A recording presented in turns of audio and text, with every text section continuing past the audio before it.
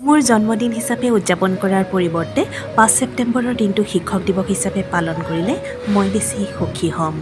১৮৮৮ চনৰ আজিৰ দিনটোত তামিলনাডুৰ মাদ্ৰাজ নগৰৰ ওচৰৰ তিৰুতানী নামৰ এখন গাঁৱত জন্মগ্ৰহণ কৰা ডক্টৰ সৰ্বপল্লী ৰাধাকৃষ্ণনৰ জন্মদিনটোক সমগ্ৰ ভাৰতে শিক্ষক দিৱস হিচাপে পালন কৰি আহিছে। আমাৰ ল'ৰা কিয়ানছু ওলাল তাৰ স্কুললৈ। তাৰ শিক্ষা জীৱনৰ আজি প্ৰথমটো শিক্ষক দিৱস।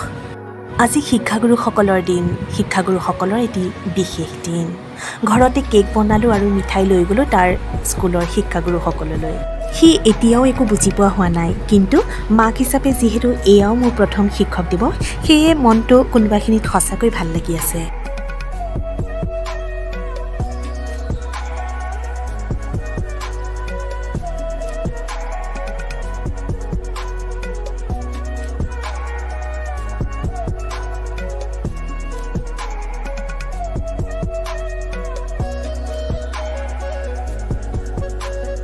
শিক্ষা জীৱনটোত বহু কষ্ট, ধৈৰ্য, সহ্য তথা ত্যাগ কৰি একোজন ছাত্ৰ ছাত্ৰীৰ শিক্ষা জীৱনটো পোহৰাই তোলাত একোগৰাকী শিক্ষাগুৰুৰ যথেষ্ট অৰিহণা আছে।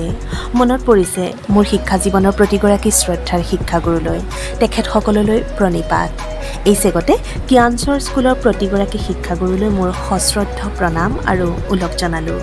একেবাৰে শেষত তাৰ স্কুলৰ অধ্যক্ষা মহোদয়াৰ লগতে শিক্ষাগুৰুসকলৰ সৈতে ফটো উঠাত ব্যস্ত হৈ পৰিল।